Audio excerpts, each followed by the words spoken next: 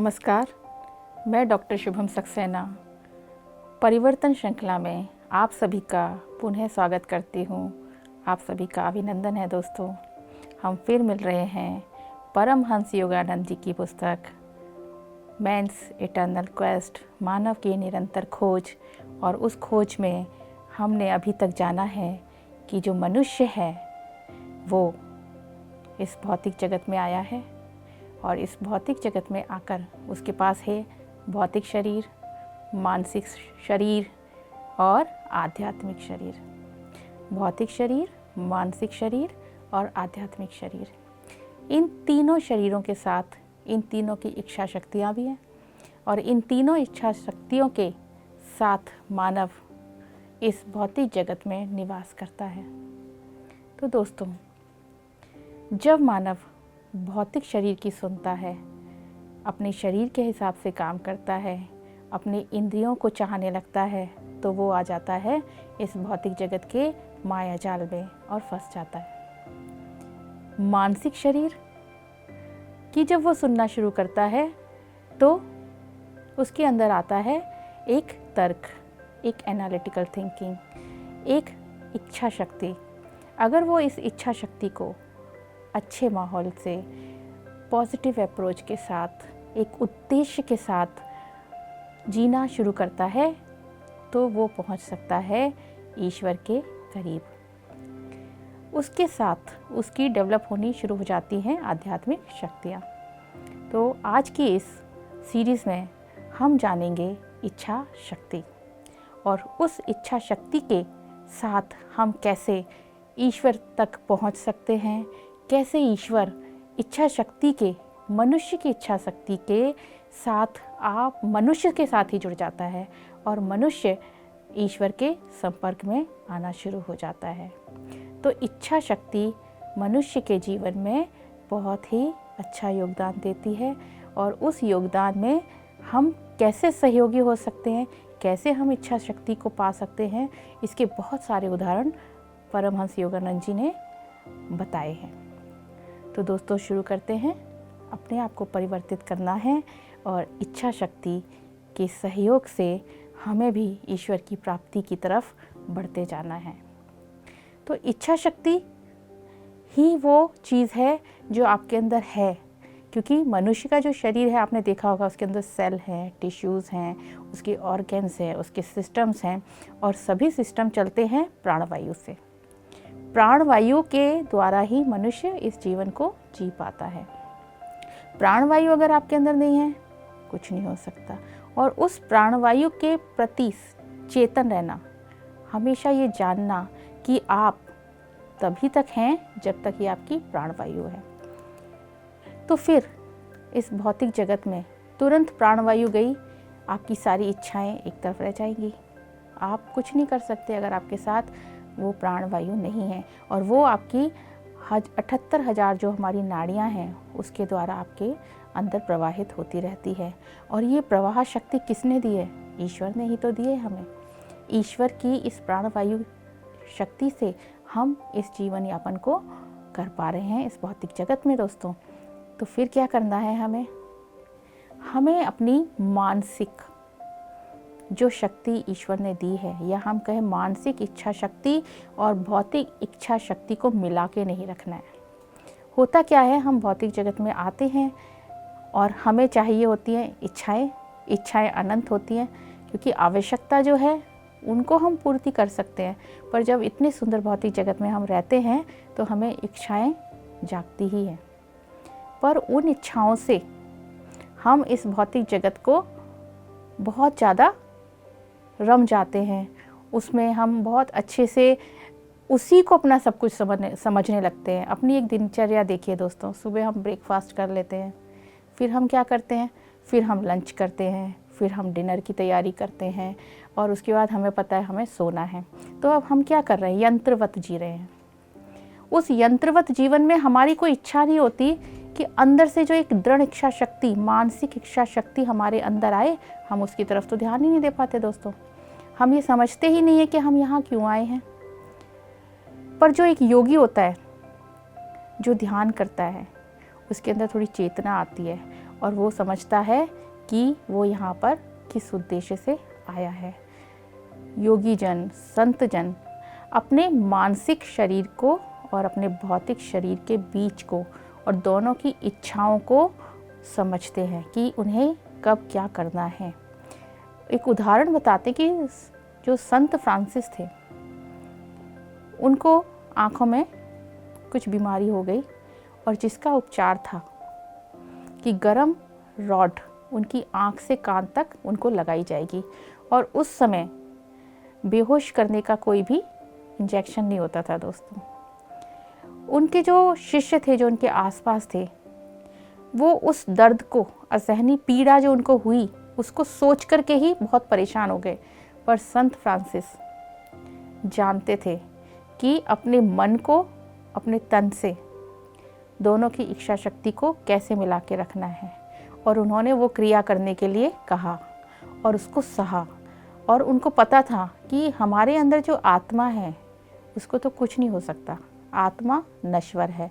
जो कुछ भी हो रहा है वो किसको हो रहा है? इस भौतिक शरीर को।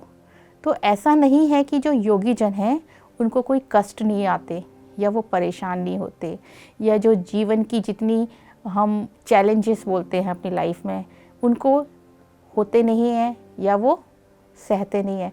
सब कुछ उनके साथ भी हो सकता है दोस्तों, पर वो भली भांति जानते हैं, वो अच्छे से जानते हैं कि अपने मन को कैसे काबू में रखना है और मन को इतना शक्तिशाली बनाना है अपनी इच्छा शक्ति से कि शरीर के साथ अगर कुछ हो रहा है तो मन पर उसका प्रभाव नहीं पड़ता।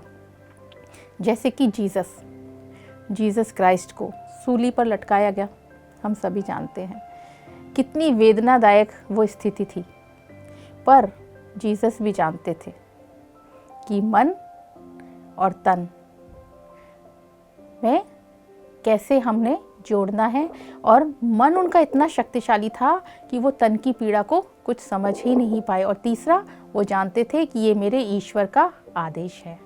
ईश्वर ने कहा तन छोड़ दो, तो उन्होंने तुरंत अपनी इच्छा शक्ति को उस तरफ लगाया जो ईश्वर की इच्छा शक्ति थी, और उसको उन्होंने अपने ऊपर लिया, अपने शिष्यों को भी दिखाने के लिए।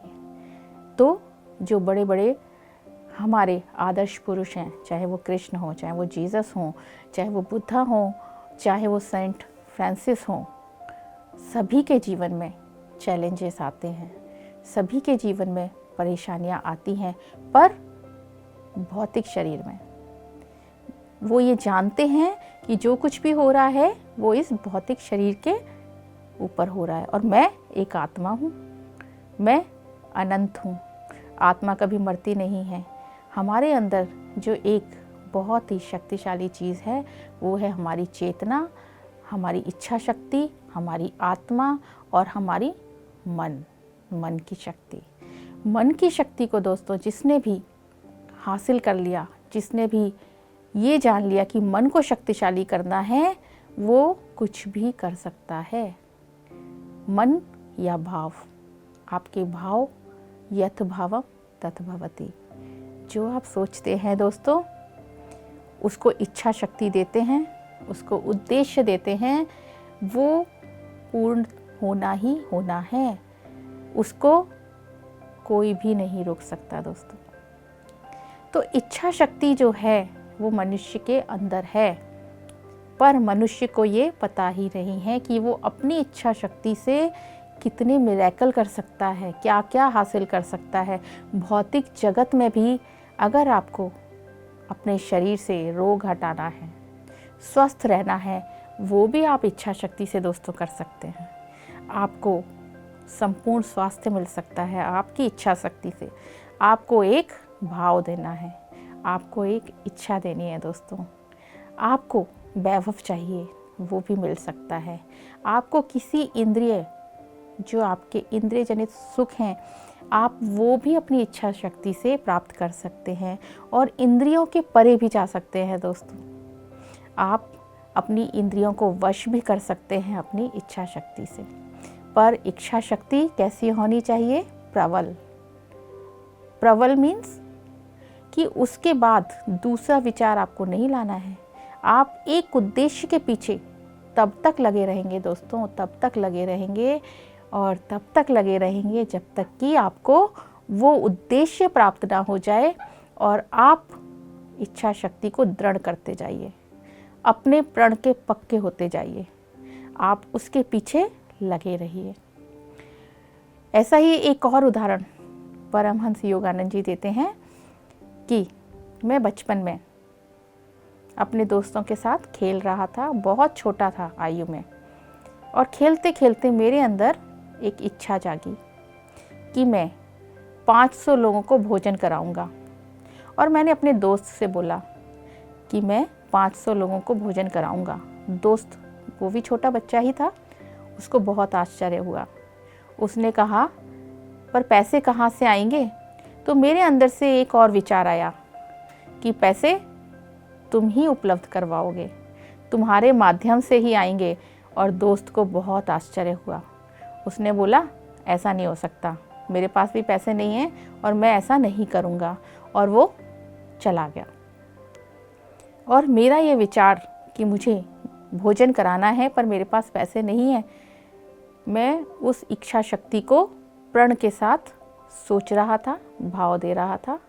कुछ ही दिनों में मैं जब नहा रहा था, मेरा दोस्त दौड़ता हुआ आया और बोला उसने आकर, मुकुंद, परमहंस योगानंद जी का नाम मुकुंद लाल घोष था बचपन में। परमहंस की उपाधि उनके गुरु ने उनको दी थी। तो मुकुंद, तुम्हें मेरे घर में बुलाया जा रहा है। तो मैंने कहा ठीक है, मैं अभी आता हूँ, तुम चलो। तो वो मेरा दोस्त दौड़ता हुआ घर पर गया।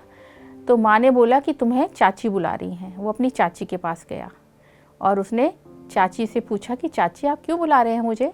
तो चाची ने बताया कि जो तेरा दोस्त है वो कैसा है, उसके पास पैसे तो है नहीं और वो इतना छोटा बच्चा है और वो कह रहा है कि वो 500 लोगों को भोजन कराएगा। तो जो दोस्त था उसने बोला हाँ चाची, उसने ऐसा कहा है। तो उसने बोला पर विचार तो उसका बहुत अच्छा है, मैं इसमें सहयोग करूँगी। और उन्होंने तुरंत 20 रुपये निकाल करके उस दोस्त को दे दिए।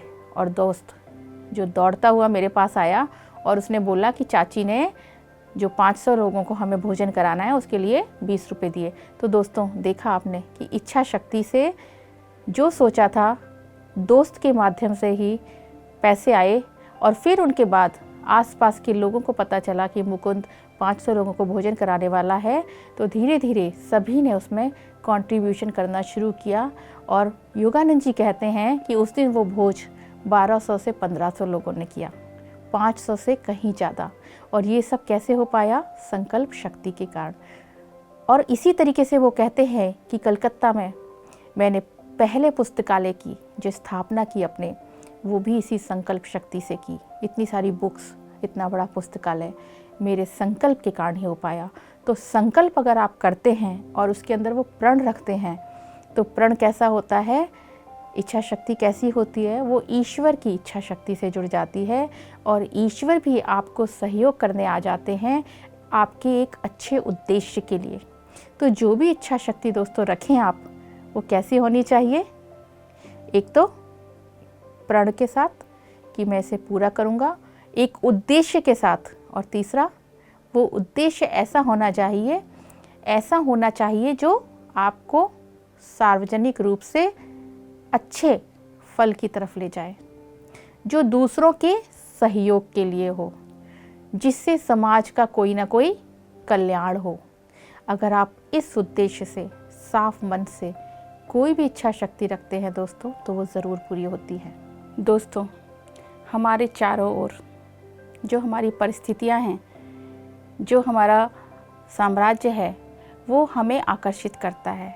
वो एक चोर की भांति है जो हमारी इच्छा शक्ति को चुरा लेता है। कैसे? जैसे कि हमने सोचा कि हम मंदिर जाएंगे। अब हम निकले तो बहुत अच्छे उद्देश्य के साथ थे मंदिर जाने के लिए, पर रास्ते में क्या हुआ, हमें दिखाई दी अच्छी अच्छी चीज़ें जो हमारे पसंद की हैं, जो हमारा ध्यान आकर्षित कर रही हैं।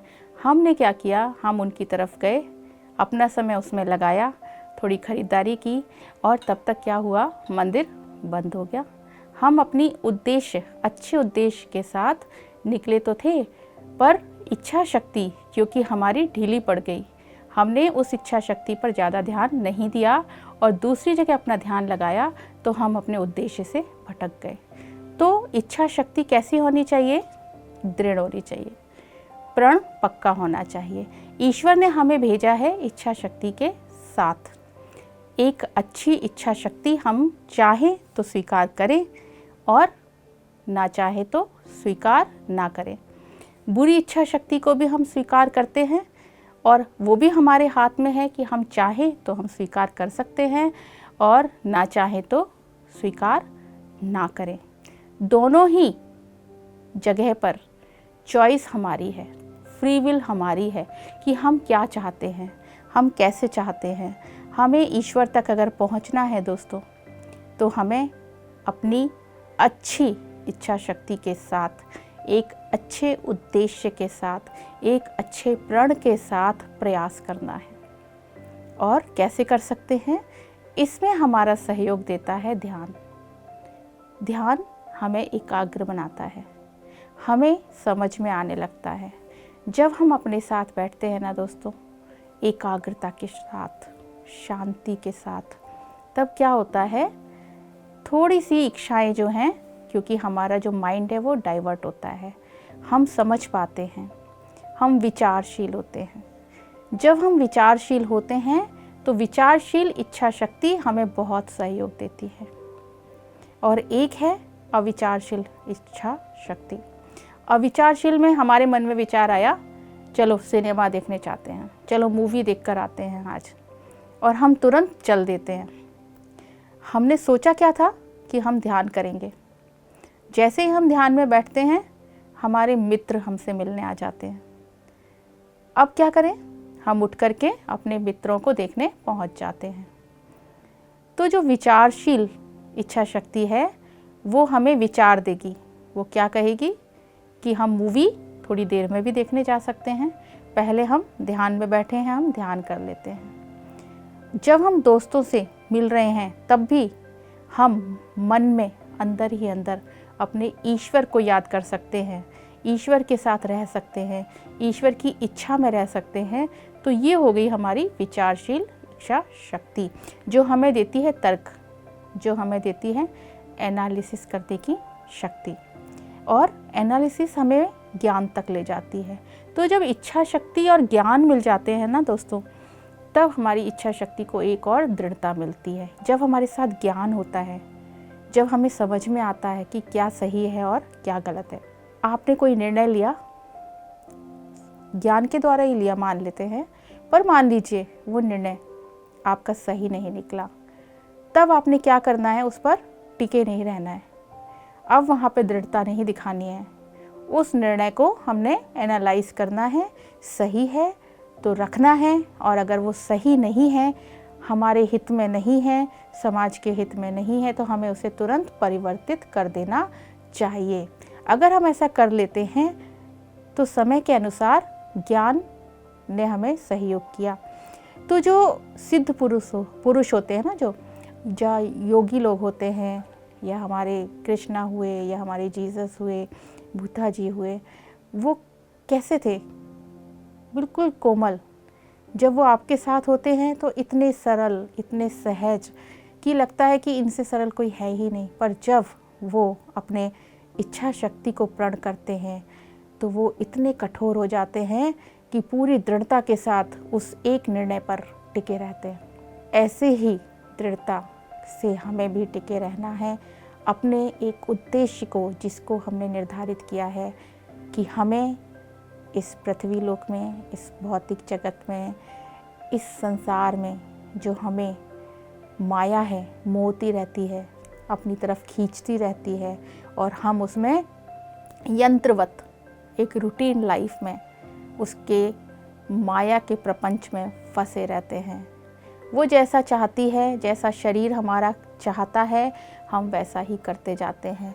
हम मन की तरफ सुनते ही नहीं हैं। जैसा कि आपने देखा, एक छोटा बच्चा, नवजात शिशु, उसका मन चलता है, वो कितना सीधा, कितना सरल, कितना भोला होता है, आज्ञाकारी, हर चीज़ वो अपने मन के हिसाब से करता है। पर जैसे जैसे बड़ा होता जाता है, उसका शरीर उसको समझाने लगता है और वो गैप बढ़ता जाता है। तो अगर हम अगर कोई आदत डालनी भी है तो बचपन से डालें, दृढ़ इच्छा शक्ति की, और एक इच्छा शक्ति के पीछे एक उद्देश्य। धीरे धीरे छोटे छोटे उद्देश्यों को प्राप्त करने की कोशिश करें अपनी इच्छा शक्ति के माध्यम से। और ध्यान आपको बहुत ज़रूर करना है दोस्तों। ध्यान, एकाग्रता आपकी इच्छा शक्ति की शक्ति को आपको पहचानने में मदद करेगी। ध्यान करेंगे आप, एकाग्रता में बैठेंगे, इच्छा शक्ति के साथ बैठेंगे, धीरे धीरे आप पाएंगे कि आपके अंदर आपकी आत्मा ही सब कुछ है। जब आप उस आत्म स्वरूप में होंगे तब आप समझ पाएंगे कि आपका ये जो शरीर है ये कोई शरीर तो है ही नहीं।